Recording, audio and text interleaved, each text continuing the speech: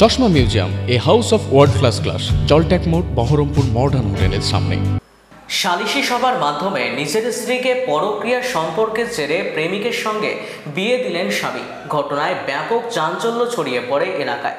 ঘটনাটি ঘটেছে ভরতপুর থানার অন্তর্গত হরনন্দপুর পল্লীশ্রী এলাকায়। জানা গিয়েছে, প্রেম করে বিয়ে করেছিল এলাকার বাসিন্দা রবিন সরকার।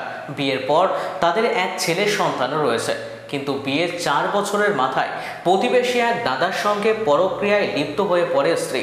শুরু হয় সংসারের অশান্তি। স্বামীকে ফাঁকি দিয়ে প্রায় প্রেমিকের সঙ্গে দেখা করত স্ত্রী।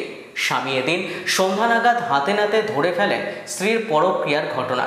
বুধবার স্বামী হাতে নাতে ধরে ফেলায় গ্রামবাসীদের উপস্থিতিতে সালিশি সভা থেকে বিয়ে দেওয়া হয়। কালকে রাত্রে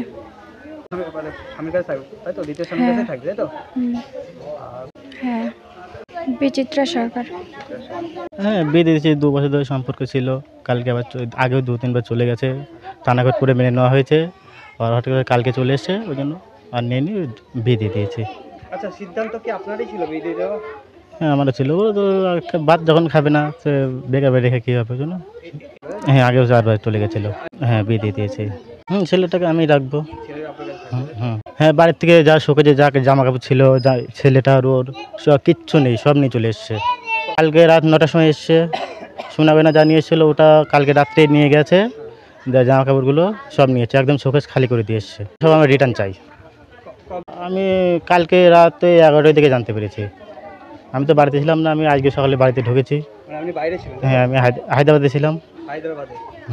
5 বছর। সেই ছেলেকে আপনি নিবাসে দিয়েছেন? হ্যাঁ, ছেলে। কি নাম আপনি বলেন? রবিন সরকার। আপনার স্ত্রীর নাম? বিচিত্রা সরকার। আর ওর প্রেমিক যার এখন বিয়ে হলো, ওর নাম কি? অমিয়া সরকার। কোন গ্রাম আপনাদের এটা? পল্লীশ্রী।